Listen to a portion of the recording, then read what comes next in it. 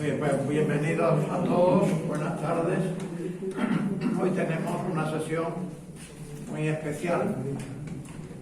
Creo que en nuestra historia de formación es la primera vez que presentamos un libro, pero tiene un sentido profundo, porque cuando José Ramón a los hermanos de la Junta nos regaló el libro aquel día, luego ya leyéndolo me di cuenta de cómo era un libro de profunda meditación sobre el Evangelio, un libro que descubría muchas cosas para mucha gente, para quienes leemos el Evangelio, pero a veces no llegamos un poco más allá, que nos pasa muchas veces, nos quedamos en la letra, ¿no? Entonces, verdaderamente lo que vamos a hacer es una presentación del libro, del autor del libro, de cómo se hizo el libro, pero la verdadera formación queda para después, que es leer el libro. Eso se puede hacer despacito en casa y es una delicia, ir desgranando los pasajes del capítulo 6 de San Juan. Así que yo les doy la bienvenida, les agradezco la presencia y voy a ser muy breve. Yo cuando hablé con José Ramón le dije, hay que buscarse un presentador, que es una persona que te conozca y nos pueda dar al auditorio pues una visión tuya como autor. Y él me respondió que el mejor era su padre, evidentemente, nuestro hermano Ramón Molina Navarrete. Y efectivamente iba a presentar al presentador. Bueno, el hermano mayor. El presentador no necesita presentación, es una personalidad. La hermandad se honra de tener a dos escritores de la misma familia, que no es poco, eso es una suerte extraordinaria, pero por otro lado es muy normal en una hermandad universitaria. Y Ramón Molina Navarrete pues necesitaría una conferencia para presentarlo. Es un autor prolífico, un hombre muy comprometido con la transmisión de la idea evangélica. Su producción él me dirá, claro, con esta edad ya, pues sí, suele suceder que al final de la vida se tiene más producción que cuando se empieza, pero a veces esas producciones se cortan y él está hasta hoy día produciendo, tiene más de 40 obras publicadas, pero lo que a mí me ha admirado es su capacidad de pregonero y exaltador, al menos que yo haya contado 85 pregones y exaltaciones y probablemente será alguna más, ¿no? Pero luego es un autor prolífico, no solo historiador de la vida de Cristo, tanto en verso como en prosa. Es un poeta eximio, un hombre que ha cosechado más de 87 premios, tanto locales como nacionales, por toda España, en concursos muy diversos.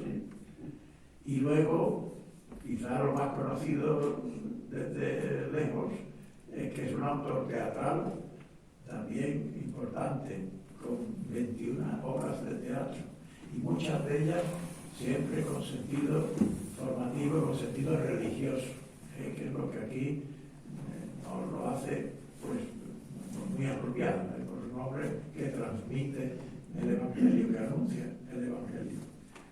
De toda la amplísima labor teatral, yo creo que la que le ha dado más fama, justificadísima, es la trilogía que empieza con Maranatá. Maranatá, el Señor viene. Esta es una obra que resume la vida pública, la pasión y la resurrección de Cristo. Y que luego ha tenido una proyección en forma de trilogía en una parte de la Natividad, esa obra del 82, luego surgió Natividad en el año 98 y Resurrection en el 2009.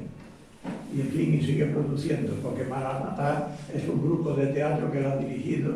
Maranatá tiene el protagonismo, o sea, él ha actuado como Cristo en la obra, un papel que ha desempeñado muchísimos años, tanto en Úbeda como en Jaén, y que después ha heredado José Ramón, como se ve en la portada del libro, que está la representación de la obra. Así que yo les dejo ya la palabra para que nos revelen los entresijos de este magnífico libro. Muchas gracias.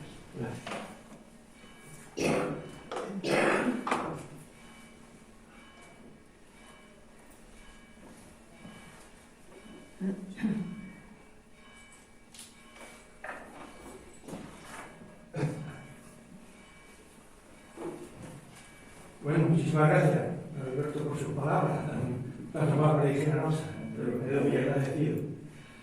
Pues muy bien, señor hermano mayor, Alberto Villar, hermanos cofrades, amigos, señoras, señores, permítanme, por favor, en primer lugar, y a modo de segunda oración, también como saludo, le dedique a los titulares de nuestra hermandad un soneto. A Cristo de la Universidad. Qué atroz el verte así, Señor, y a diario, tan destrozado y tan impresionante. Presencia lacerada y lacerante, elevada en la cima del Calvario. Qué tremendo tu cuadro solitario de muerto por amor. Cristo impactante de la universidad, Dios enseñante, Maestro universal y necesario. Qué atroz y qué tremendo verte ahí, colgado de un madero tan sencillo, con rostro, cuerpo y ser ensangrentado. Pero aún más terrible, el verme a mí con el ramal, los clavos y el martillo clavándote en la cruz de mis pecados. A la Virgen de la Presentación. Se lo profetizó Simeón el día que presentó en el templo a su hijo amado. Una espada de infierno congelado te helará el corazón a sangre fría. Y fui yo el criminal, Virgen María.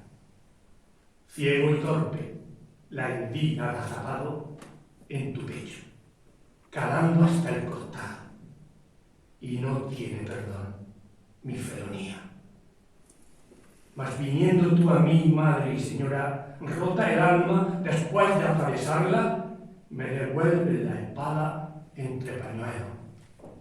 Credencial que echa amor, llegada la hora de la muerte, tan solo con mostrarla, me hará entrar en el reino de los cielos. Y a este Cristo de la universidad, a su cofradía, pertenezco porque José Ramón, el autor del libro que se va a presentar, lo quiso. Y yo lo quise, por ser este tipo de hermandad de la poca con la que puedo identificarme. También me animó para que vistiera su traje penitencial y saliera a las calles de Córdoba el martes santo, acompañando a Cristo de la Universidad y a su madre, la Virgen de la Presentación. Y así lo hice por primera y única vez el día 16 de abril de 2019, acompañando también a Cristo el 14 de septiembre del mismo año con motivo de la Magna. Y he dicho la primera y única vez por los motivos que todos conocemos de la pandemia. Esperemos que volvamos a hacerlo en el presente. Y con el orgullo de saberme parte de esta hermandad única, distinta, profunda en la fe, paso al cometido que me ha sido encomendado, el de participar dentro de este acto tan sencillo entre hermanos en la presentación del libro de José Ramón Molina Hurtado, titulado El Evangelio de Juan y la Eucaristía, un punto de vista personal, análisis del capítulo 6. Pues bien, comencemos presentando a su autor. De él, aunque supongo que todos los presentes lo conocen lo suficiente, puedo decir muchas cosas. José Ramón nació en Úbeda el día 2 de febrero de 1978. Desde que nació era especial. Y así lo fue demostrando con el paso del tiempo. Siempre ha parecido mayor de la edad que tenía. Responsable, serio, reflexivo, obediente, respetuoso, inteligente, muy trabajador. Los estudios los realizó en varios centros. Infantil en el Colegio Público Juan Pablo, la EGB en el Colegio Santo Domingo Sáenz y el bachillerato en el Instituto Francisco de los Cobos. Sus notas no bajaban de sobresaliente y matrícula de honor. Hecho que no estaba mal, ya que pese a todo siempre queda espacio para mejorar y superarse. Tras la selectividad y tener más que suficiente puntuación, se fue a estudiar medicina a la Universidad de Granada. Tras 6 años de esfuerzo y siendo un alumno destacado, no solo desde el punto de vista académico, sino como compañero, siempre creativo y dado a generar buen ambiente, se licenció en medicina y cirugía. Marchó entonces a Oviedo a presentarse al MIR. Casi un año de encierro, de vida ejemplar, de modelo de esfuerzo. La señora que lo acogía en uno de sus pisos y vivía de tener estudiantes, llegó a decir de él que no había conocido persona igual. Y tras el examen y por consejo de un gran médico amigo, eligió hematología en Córdoba, donde era jefe del servicio nada menos que el doctor Torres, que había llevado la especialidad a cuotas de prestigio internacional. Hematología en Córdoba era garantía de estar en las mejores manos en cuestión de la sangre, junto con cardiología con el doctor Concha Cabera. Y aquí se formó como especialista en hematología y hemoterapia, a lo largo de 4 años.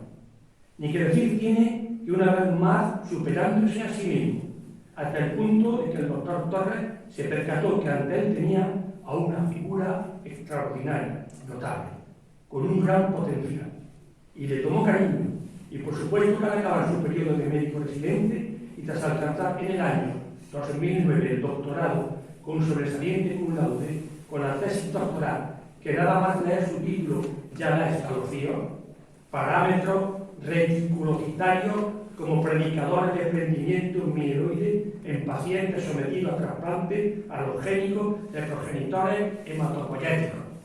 El doctor Torres no le permitió irse a otro centro hospitalario que no fuera el de Reina Sofía de Córdoba. A esta ciudad no podía permitirse el lujo de dejar escapar al doctor Molina. Y no solo lo apadrinó y lo arropó y lo protegió, sino que además, al jubilarse, le dejó su empresa de hematología para que pudiera prestar servicio médico también en la Cruz Roja y en el Hospital de San Juan de Dios. Y en todos estos hospitales sigue ejerciendo, ocupando en el día de hoy, en el Hospital Reina Sofía, plaza oficial por oposición en la que obtuvo el número 1. Decir que como médico José Ramón es excepcional no es ninguna exageración. A su consulta acuden pacientes e infinidad de enfermos. Su fama llega ya muy lejos, por lo que ha dado conferencias no solo en España, sino en muchas capitales del extranjero. Su entrega es tan poco corriente que su servicio, aparte de tratar enfermos de todas las edades, le ha asignado desde hace algún tiempo la particular atención a los niños enfermos, los que son diagnosticados de graves enfermedades y cánceres crueles, como leucemia, o los que necesitan trasplantes de médula. En definitiva, esos ángeles de Dios que luchan desde la más tierna inocencia por sobrevivir sin saberlo y se toman a juego los tratamientos, los meses de confinamiento, los aislamientos, las mascarillas. Esos que pueden saber mucho de analítica y de dolor, pero no de muerte, porque en esas edades la muerte también es un juego y no asusta tanto. Y todos los niños que tratan terminan queriéndolo con locura. El doctor Molina se convierte en su amigo, su compañero, su salvavidas, su confidente, hasta el punto de que cuando la familia les dice que han de volver al hospital para seguir el tratamiento por recaída o por simple revisión, se alegran porque van a ver a su amigo, el doctor de la barba, el que es de Úbeda, del Barça, de la cofradía de la Columna y de la cofradía de la Universidad de Córdoba, esa donde los penitentes parecen monjes, muy serios, y no llevan tambores ni trompetas, que dan con un susto y portan un Cristo que, madre mía, da miedo también verlo de tan destrozado que lo presentan. Y es que sus pacientes pequeñuelos, que son muchos, porque casi todos que caen en sus manos se curan, por no decir todos, lo saben todo de su médico sanador. Porque eso es en el fondo José Ramón, un médico sanador, un taumaturgo, es decir, como lo era Jesús de Nazaret por tierra de Palestina. José Ramón es un Cristo de nuestros días que imita a Cristo, y lo es porque está revestido con el don de la fe. Desde muy pequeño es un ser creyente. Sus padres no tuvieron que esforzarse mucho porque creyera en Dios, en el Señor. Llevarlo a misa nunca fue un problema ni una queja. Al contrario, asistía con atención, con devoción, con agrado. Y si se cansaba por las homilías perlas, se levantaba y, silente como de puntilla, se adentraba en la capilla del Cristo de la Columna y se ponía a charlar con él, a contarle sus cosas y hasta lo invitaba a comer. Y al salir del templo le decía a su madre que preparara también comida para el Señor, que había aceptado la invitación de ir a comer con ellos en casa. Es decir, que José Ramón no es un cristiano de ir tirando, sino de cepa, de raíz, de verdad. Un cristiano que desde niño ha participado en la obra teatral Maranatha, vida, pasión, muerte y resurrección de Jesucristo, que durante más de 25 años se ha representado con cientos de actores en Úbeda y varios años más en Jaén capital. Obra en la que a lo largo de más de 300 representaciones ha intervenido como actor en varios personajes, desde Lazarillo, del ciego de Jericó, al apóstol San Juan, y terminando por representar el grandioso personaje de Jesús durante 4 años. Y la sobrecubierta de la portada, como se ha mostrado en el libro, lo vemos en el momento de la escena de la Santa Cena. Cristiano José Ramón de base, de catacumba, de evangelio, no de beatería, de agua bendita, de misa y mesa, de cumplimiento, de golpes en el pecho y corazón vacío. Cristiano de darse a los demás, de ayudar al necesitado, de descalzarse las sandalias para darlas a quien anda descalzo, aunque sus pies sangren. Bien sabe esta ilustre y dignísima hermandad que tiene entre sus honorables miembros directivos a José Ramón. Él nunca aportará divisiones, traiciones, calumnias, desprecio, sino colaboración, hondura de pensamiento, altura de mira, cristianismo de comunidad. Y si no hace más es porque le es imposible. Ya no le quedan horas, porque las pocas que tiene de ocio va a ir a emplear en estudiar los nuevos adelantos en hematología, en formarse aún más, obteniendo un máster en metodología de la investigación en ciencias de la salud y en trasplante de progenitores hematopoyéticos.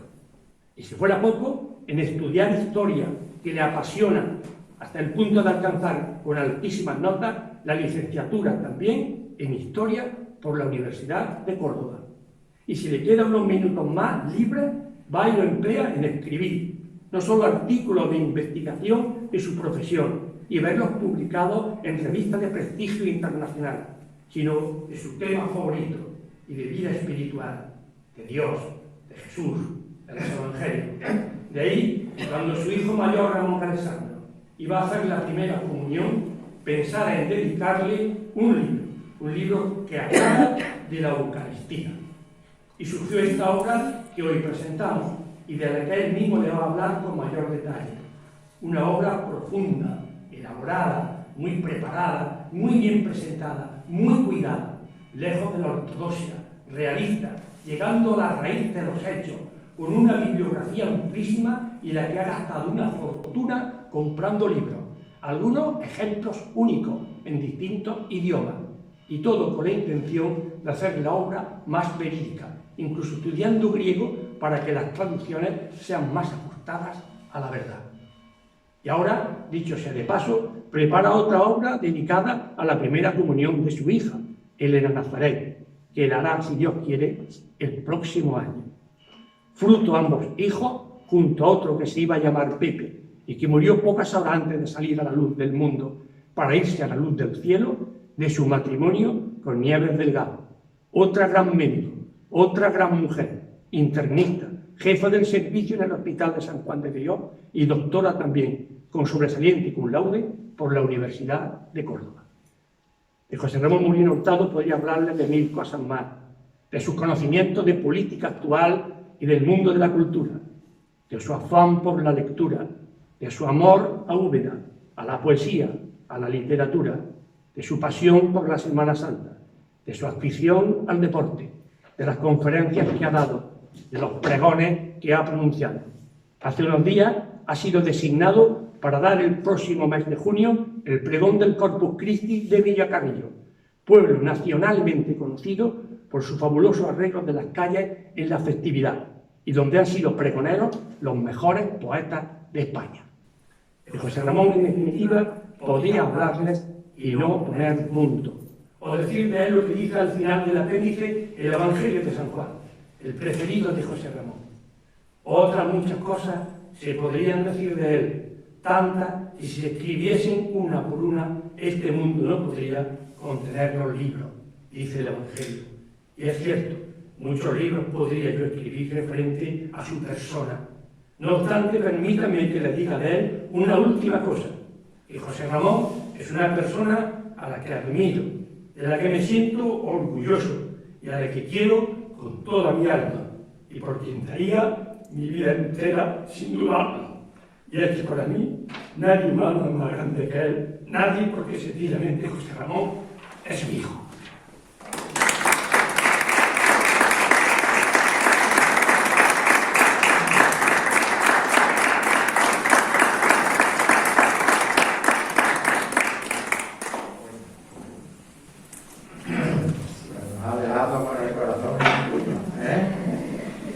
Yo le quiero agradecer por toda esta cariñosísima presentación, que no puede ser de otra manera viniendo de mi padre, pero sobre todo los dos sonetos que he dedicado a esos titulares, que verdaderamente los tendremos por detrás de oro en nuestras matas. Muchísimas gracias. Y ahora le ha dejado el toro en suerte a José Ramón, que lo va a tener difícil superar a su padre, pero estoy seguro que lo hará muy bien. Adelante. Sí, porque además él lo ve. Bueno, buenas tardes a todos. Es difícil hablar después de las palabras de mi padre. Siempre lo ha sido especialmente complicado. Tengo que agradecerle en primer lugar a él, no la presentación de hoy, que también se lo agradezco, sino que si yo estoy aquí es gracias a él. A su esfuerzo, a su sacrificio, a su lucha y sobre todo a su ejemplo diario. Yo lo poco que he podido lograr en la vida, ahí da la sensación de que es mucho, pero bueno, a mí realmente no me lo parece. Eso gracias a su esfuerzo y a de mi madre. Y eso es algo que siempre llevo a gala, siempre le agradezco. Y siempre va conmigo allá donde voy. Agradecer en segundo lugar a los hermanos de esta cofradía, a la que tan orgulloso y tan indigno en ocasiones me siento de pertenecer. Porque es una cofradía en la que me siento feliz, en la que me siento a gusto. Una cofradía en la que se forma, en la que el Evangelio es una parte sustancial de la misma, en la que se procesiona desde la pobreza material y la pobreza de espíritu, y en la que toda la parafernalia y toda la exteriorización queda siempre apartada para dejar paso a lo verdaderamente importante que es Jesús de Nazaret.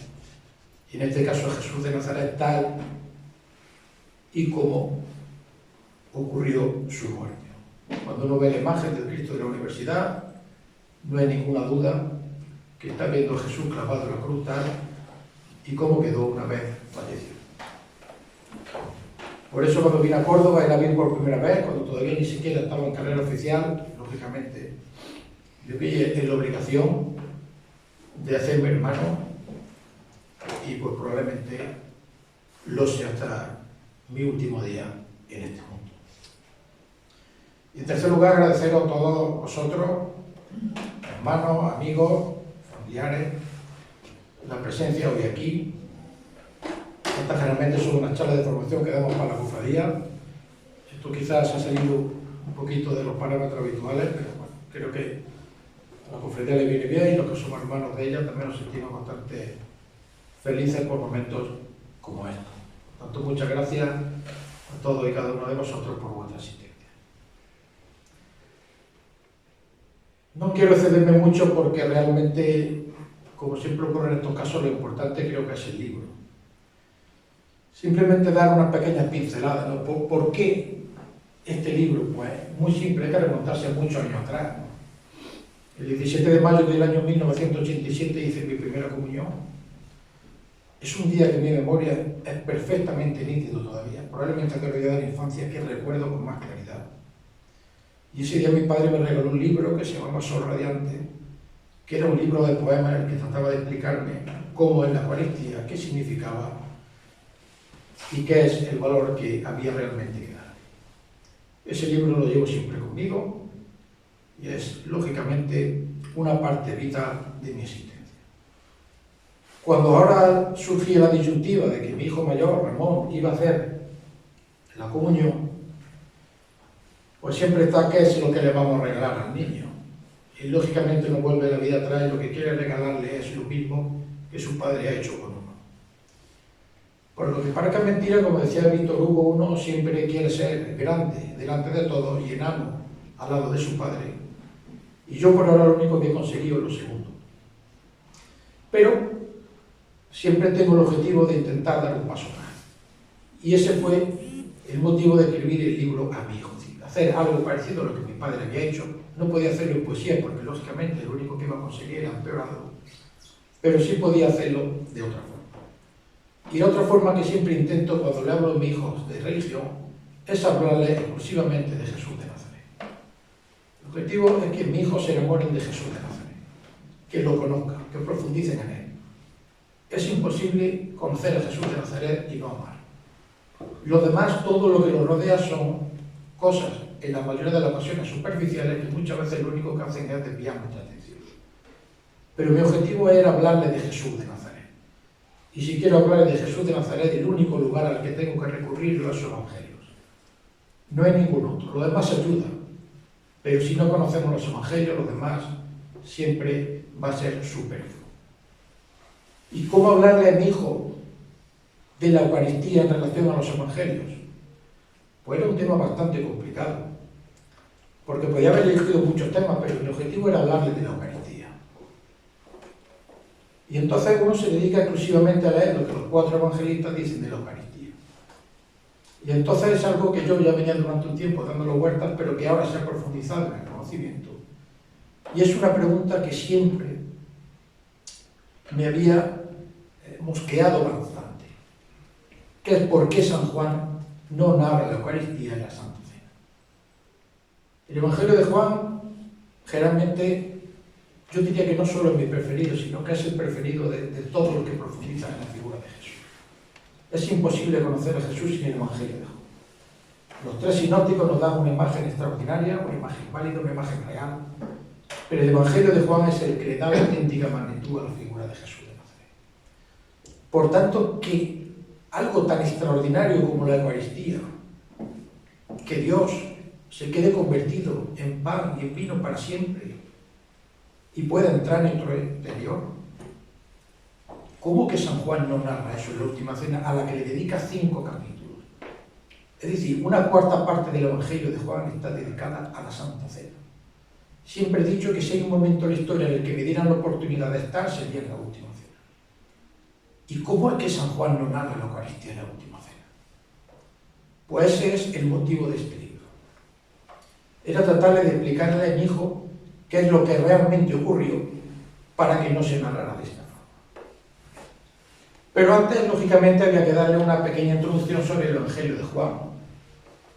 Cuando uno repasa la bibliografía del Evangelio de Juan, existen múltiples monografías, muchísimas. Yo en estos momentos tengo más de 90.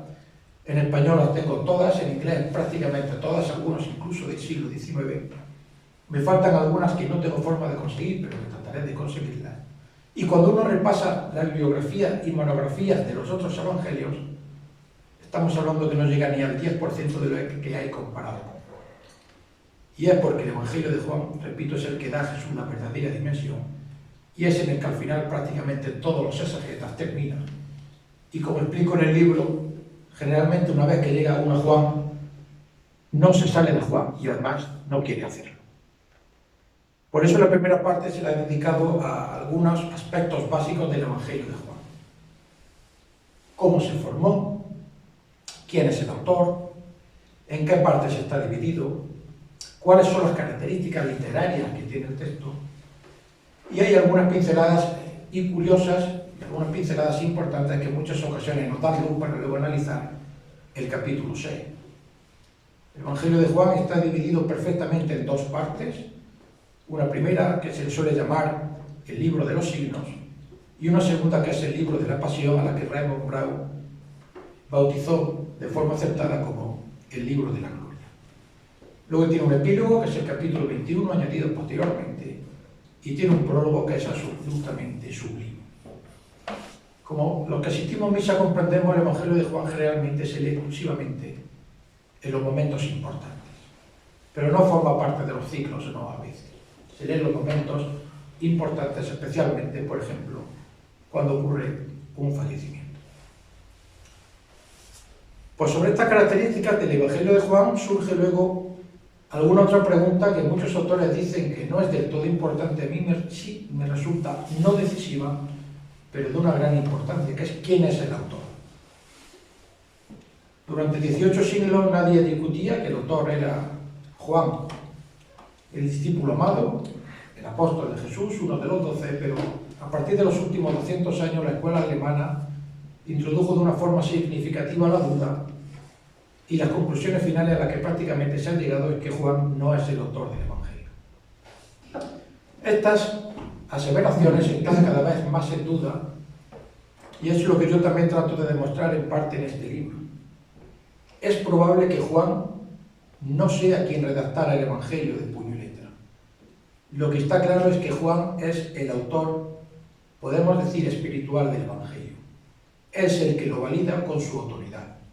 Y lo que se redacta en este Evangelio, si no estaba al menos supervisado por Juan, sí formaba parte de sus conocimientos y de su experiencia. Porque el Evangelio de Juan es el Evangelio más cercano a Jesús. Es el Evangelio en el que se narran hechos que no se narran en ningún otro, porque son hechos que solamente algunos tuvieron la oportunidad de ver. Sin embargo, el Evangelio de Juan es muy característico, que los episodios que narran los sinópticos, en los que Juan es protagonista, como la resurrección de la hija de Jairo, Getsemaní o la transfiguración, Juan no los narra. Es decir, Juan trata de pasar desapercibido en esos episodios en los que de forma definitiva debía de dar su nombre. Por eso Juan no se nombra a sí mismo en ninguna parte del Evangelio, cuando sí nombra a otros muchos apóstoles. De hecho, es el que más apóstoles nombra. Además, en el Evangelio hay unas aclaraciones que muchas veces se introduce como pensamos, donde se da cuenta de lo que los discípulos pensaban de Jesús, cuando hacía algo o cuando decía alguna frase. Y esto está claro que es algo que tuvo que ser de alguien que lo vivió. Además, el Evangelio es el que mejor narra la geografía de Palestina y probablemente el que tenga la cronología correcta. Entre otras cosas, la cronología correcta de la última cena, que no fue una cena de Pascua, sino fue una cena como un simulacro en la que Jesús se despedía de sus amigos, porque la Pascua era el día siguiente. Los otros evangelios dicen que la cena fue la de Pascua, pero probablemente en este sentido Juan es el que llevaba razón. Y lo mismo que es muy probable que Juan lleve razón en los 2 años y medio, 3 que duró la vida pública de Jesús, y no la duración que le da a los sinópticos menor de 1 año. Esta y otras muchas características nos llevan prácticamente a dilucidar que tuvo que ser alguien muy cercano a Jesús el que, vamos a decir, no redactara, pero sí el que diera lugar a este evangelio. Además, a partir de Juan surge la escuela juánica que es sagrada. La escuela juánica era un grupo de seguidores de Jesús de Nazaret, como una pequeña iglesia dentro de la iglesia, a lo que probablemente algún día aspiraremos, que es una iglesia de familia, una iglesia de pequeños grupos, una iglesia de pequeñas comunidades, apartada de las grandes aglomeraciones, donde realmente se vive la fe. Algo similar a lo que ocurre, por ejemplo, con esta cofradía, donde somos pocos, pero todos nos conocemos. Esta escuela juánica es la que finalmente acaba desarrollando el Evangelio. Y esta escuela juánica es la que añade en las fases finales de la elección del Evangelio el discípulo amado. Juan, en mi opinión, se autonombra como el otro discípulo en varios lugares del Evangelio. Y posteriormente sus discípulos no quieren tocar nada de lo que ha quedado escrito, pero después de nombrar a el otro discípulo, añade el que Jesús ama. Este, básicamente, no puede ser otro, nada más que Juan. Y esta escuela juánica, además, era, como hemos comentado, un resorte en el que el Evangelio se quedó estructurado.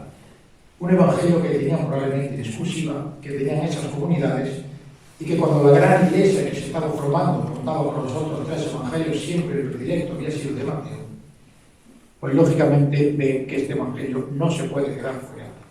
Porque probablemente si este Evangelio se hubiera quedado fuera, probablemente al final lo que se hubiera quedado fuera era la gran iglesia. Por eso la iglesia lo acepta como uno de los 4 canónicos, lógicamente lo coloca el último, pero aunque siempre se ha dicho que es el último que fue escrito, probablemente fue el último, vamos a decir que fue retocado, pero el Evangelio es mucho anterior a lo que realmente se piensa. Y hay algún dato clave, por ejemplo, en el capítulo 5, cuando se dice, hay en Jerusalén una piscina denominada Bethesda que tiene 5 pórticos. Toda esa perícopa está redactada en pasado, excepto esos 2 términos que están redactados en presente. Si eso está redactado en presente es porque cuando esto se escribió, Jerusalén todavía no había sido destruida y por lo tanto eso todavía existía, si no nadie hubiera dicho, si desaparece un edificio de Córdoba, aquí había o aquí hubo, pero nadie hubiera dicho aquí hay porque ya no está.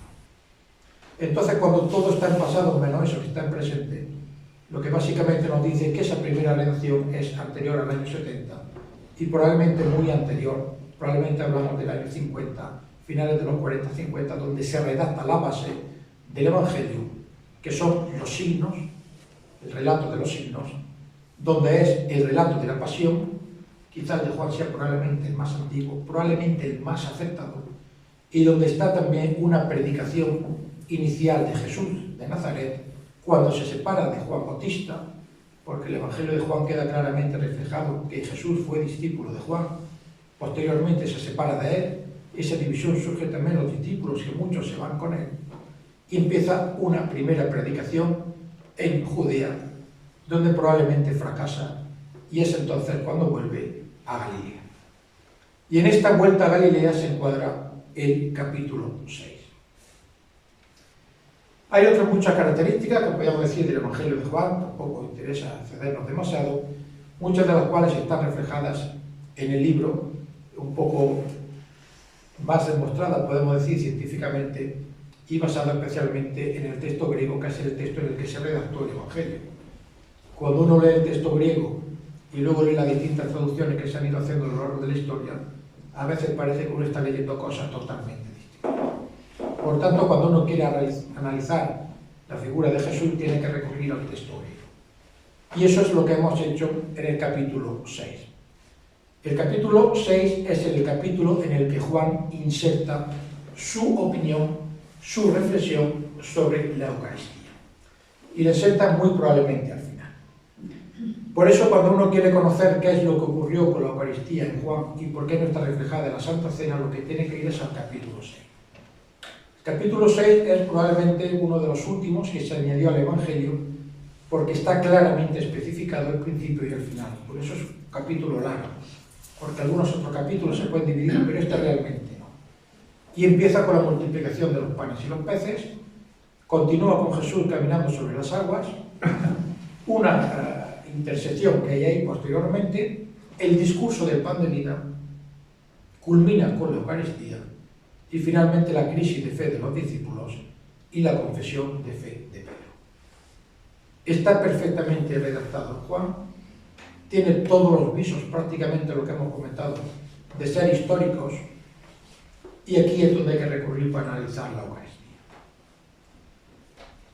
Porque el fragmento de la Eucaristía, que son los capítulos 51 y 58, es lo último que se añade a este capítulo. Se narra, como hemos comentado, la multiplicación de los panes y los peces. Nadie la explica tan clara como Juan. Incluso comenta al principio se acercaba la Pascua. Es decir, esto es lo que nos da idea de la segunda Pascua de Jesús, y probablemente que la prolongación de la vida pública no fue de solo un año, sino algo más. La multiplicación de los panes y los peces es de los episodios de Jesús que todos los historiadores dan como verídico.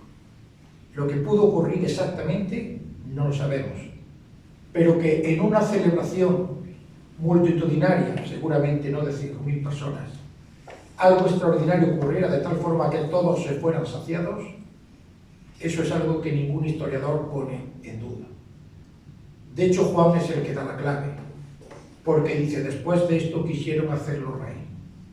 Es decir, tuvo que ocurrir algo extraordinario para que los judíos, mandados a las revueltas, a las revoluciones, a los sobresaltos, quisieran hacer a un profeta como Jesús rey. Es decir, quisieran que fuera su líder, porque probablemente les estaba dando algo que ningún otro era capaz de darle.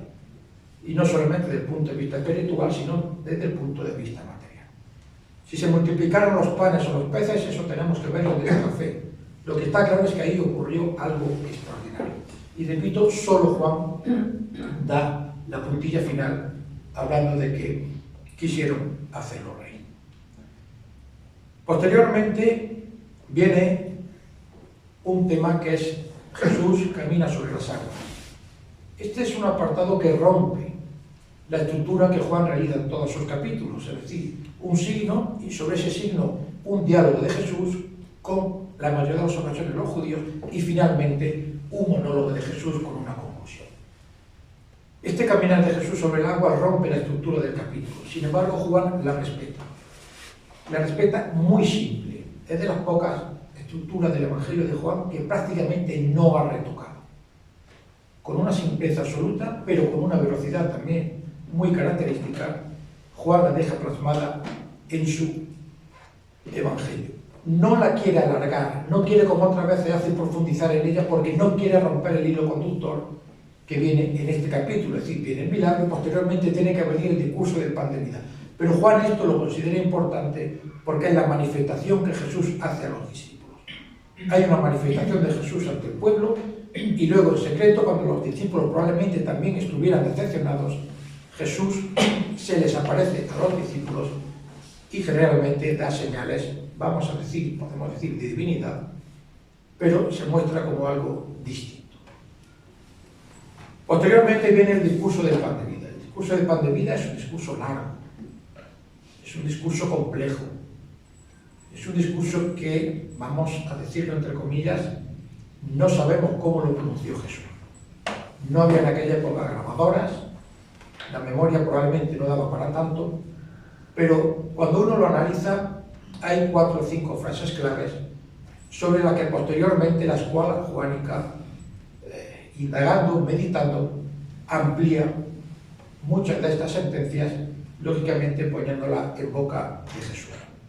Pero no podemos negar la realidad y es muy probable que este discurso completo no pertenezca a Jesús de una forma directa desde la palabra primera a la última palabra. Pero sí las frases claves parten del Jesús histórico. De hecho, en este discurso se observa perfectamente algo que es muy característico de la escuela juánica, que es la repetición de un mismo sentido con diversas palabras, lo que nos indica que probablemente son las estructuras que ellos utilizaban para predicar.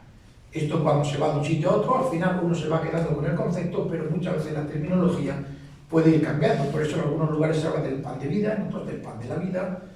Es decir, viene a significar lo mismo, pero la terminología no es exactamente lo mismo. Incluso, como podemos observar, hay algún duplicado.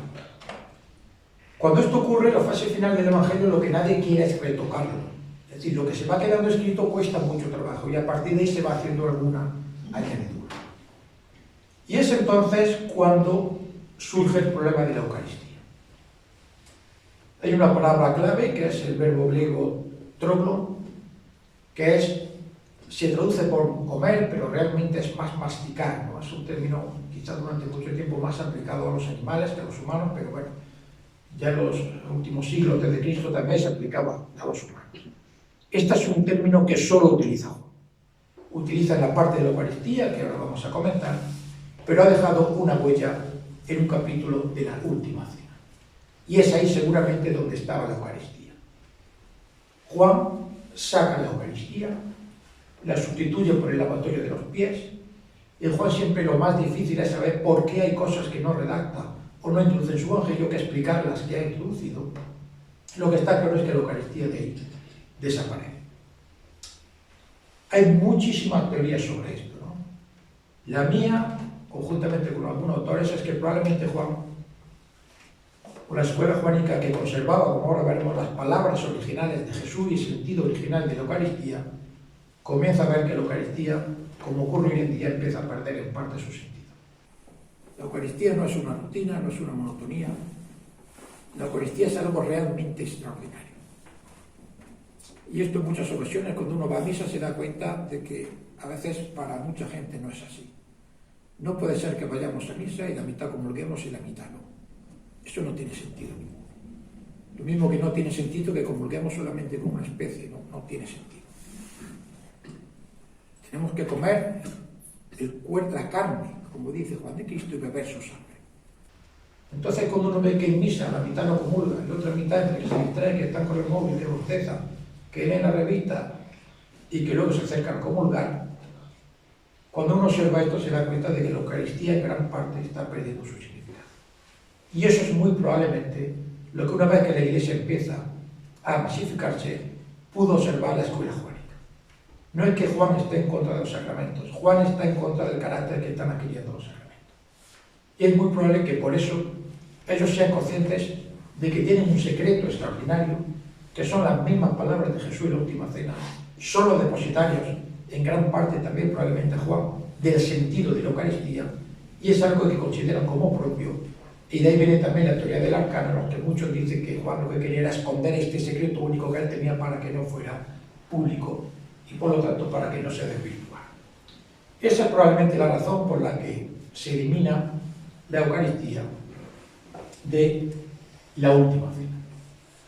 Sin embargo, en la fase final de redacción, ya probablemente del Evangelio, y muy probablemente también cuando Juan ya ha fallecido y señala el capítulo 21, la escuela echa en falta en su Evangelio la Eucaristía. Pero entonces difícilmente puede echarse atrás y difícilmente puede reintroducir dentro de la cena la Eucaristía. En parte también porque, repito, los Evangelios de Juan se van añadiendo cosas, pero no se van retirando muchas. Y entonces piensan que qué es lo que pueden hacer. Algo similar ocurre, por ejemplo, en el capítulo 21. El capítulo 20 tiene la conclusión final del Evangelio. Jesús hizo muchos otros signos que no están recogidos en este libro. Estos se han escrito para que creáis. Sin embargo, cuando añaden el capítulo 21, lo más normal hubiera sido coger este final y trasladarlo al final del capítulo 21. Pero nadie se atrevía a tocar lo que ya estaba escrito. Por eso se añade un último final, que es el que ha comentado mi padre, de Jesús hizo otras muchas cosas que no están recogidas en este libro. Si se recogieran, no existirían libros en el mundo suficientes para que todas ellas formaran parte de él. Y entonces la escuela juánica pues tiene el problema de decir qué hacemos. Y es entonces cuando ven en el capítulo 6 del discurso del pan de vida el lugar idóneo para introducir no la Eucaristía, sino su visión de la Eucaristía.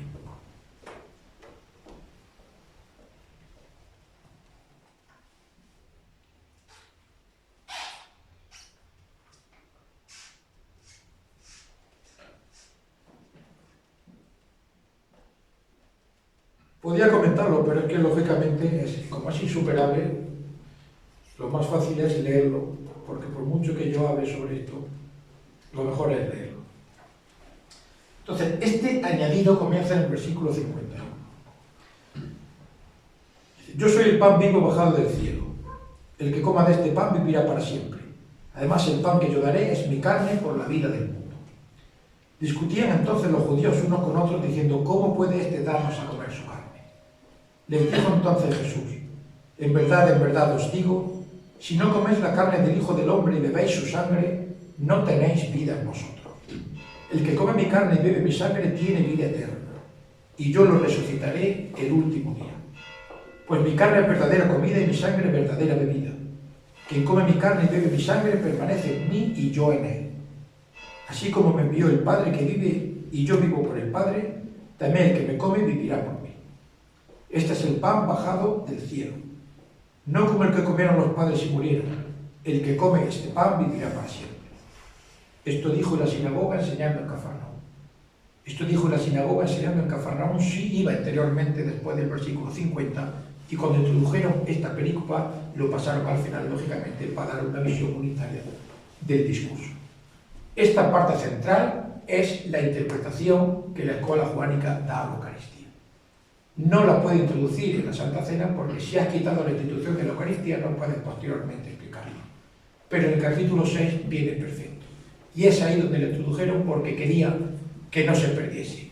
Y quería que no se perdiese, primero, por el verbo utilizado, probablemente el verbo original de Jesús, en arameo traducido al griego, y en segundo lugar por lo que utilizan saras, que es carne, no cuerpo.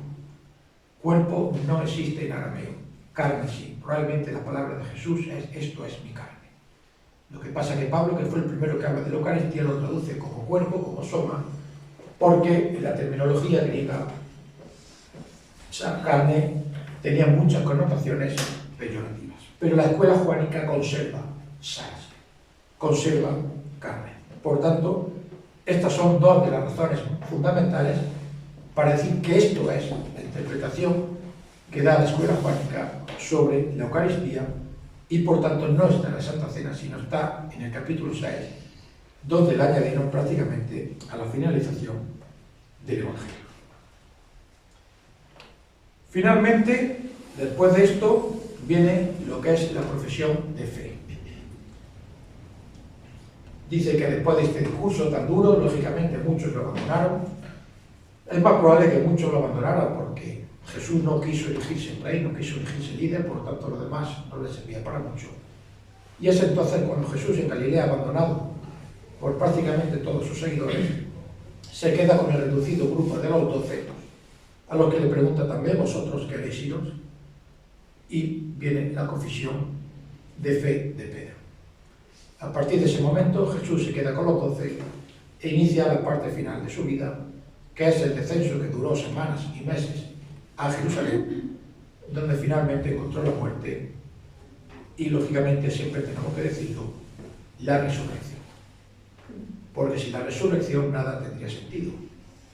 Por eso nosotros que somos amantes de la Sábana Santa, la Sábana Santa refleja perfectamente la pasión y la muerte de un hombre, muy seguramente Jesús de Nazaret, pero sobre todo lo que refleja es la resurrección. Y eso es como termino el libro, dedicándole unas palabras a mi hijo, en donde os trato de comentarle qué es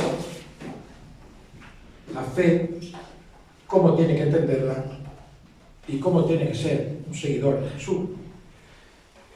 Y el libro termina, y esto es fundamentalmente con lo que tienes que quedarte, hijo mío, con la verdadera fe de esos millones de personas a lo largo del tiempo. Fe que ha sido transmitida de generación en generación y que ahora yo te transmito con el mismo convencimiento, ilusión y pasión con la que me la transmitieron a mí. Fe con obras, nunca lo olvides. Fe en el amor, en Jesús de Nazaret, Dios hecho hombre, y en sus palabras que son de vida eterna. Palabras maravillosas que después de todo, como dijo el mismo Jesús, le son ocultadas a los sabios y entendidos y reveladas a los más pequeños. Pero esta fe, hijo mío, debe brillar en ti. Acéptala desde el convencimiento, pero también desde la inquietud y el conocimiento. Habrá muchos buenos momentos en tu vida y algunos malos. Sonreirás y llorarás, te lamentarás y dudarás, te ofrecerán excelsos manjares pasajeros y serás permanentemente tentado. pero no olvides nunca el camino marcado por la suerte que has tenido de conocer a Jesús de Nazaret y la inmensa gracia que sus palabras derraman cada día en tu vida para llevarte a la felicidad. Y si ves que no entiendes a Dios, dedícate sin más a amarlo. A partir de hoy, además, puedes acercarte ya a su encuentro. Puedes ver y tocar a Jesús y dejar que entre en ti para no irse ya jamás. Y nunca olvides que si no comes su carne y no bebes su sangre, no tienes vida en ti. Es decir, si comes su carne y bebes su sangre, tienes vida eterna y Él te resucitará en el último día. Allí estaré yo, esperándote. Te quiero, hijo.